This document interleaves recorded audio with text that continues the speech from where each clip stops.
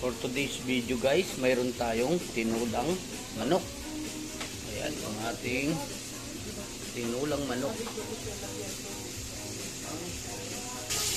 Saka mayroon tayong fried pork chop. Ayan, dalawang po tayong luto natin today. Pork chop at saka fried. Pork chop fried at saka tinulang manok.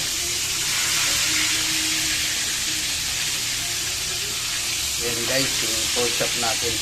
Ginarinig ko na kagabi ito para malasa yung ating pork chop.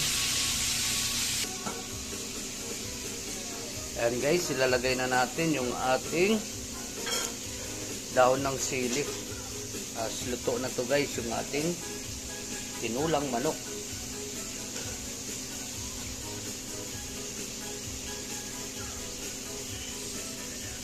Wow, okay na yan.